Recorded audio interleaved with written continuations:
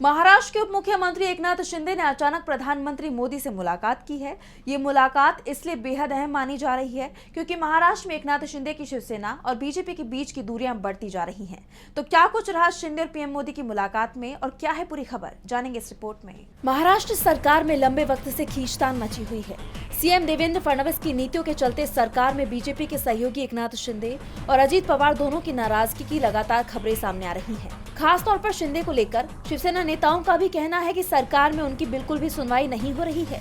यहाँ तक कि शिवसेना कोटे के मंत्री भी कई बार ये कह चुके हैं कि उन्हें काम की आजादी नहीं मिल पा रही है। बिना सीएम की मंजूरी के कोई फैसला नहीं ले पा रही है।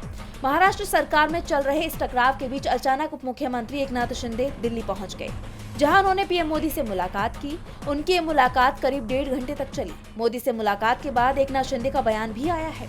उन्होंने कहा कि मैंने प्रधानमंत्री से मुलाकात की और उन्हें दिवाली की शुभकामनाएं दी। हमने राज्य से जुड़े कुछ मुद्दों पर चर्चा की। पीएम मोदी से मिलने के बाद मैं प्रेरित हुआ हूँ। हमें एनडीए का हिस्सा होने पर गर्व है। वो न केवल देश के प्रधानमंत्री हैं, बल्कि एनडीए परिवार के मुखिया भी हैं। मुलाकात में बाला साहेब ठाकरे की यादों पर चर्चा हुई।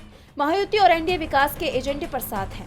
शिंदे भले ही इसे सियासी मुलाकात नहीं बता रहे, लेकिन जिस तरह से महाराष्ट्र सरकार में खटपट की लगातार खबरें आ रही हैं, देवेंद्र फडणवीस की नीतियों के चलते जिस तरह से शिवसेना के अंदर विरोध के सुर सुनाई दे रही हैं, शिंदे गुट के मंत्री आरोप लगा रहे हैं कि उनके विभाग में हस्तक्षेप हो रहा है।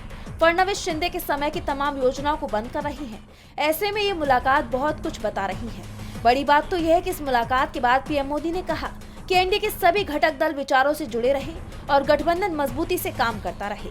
पीएम मोदी के इस बयान से ये साफ हो गया है कि महायुति में टकराव इतना बढ़ चुका है कि ये टकराव खत्म करने के लिए खुद मोदी को एकजुट रहने की सलाह देनी पड़ी। डीबी लाइव की रिपोर्ट।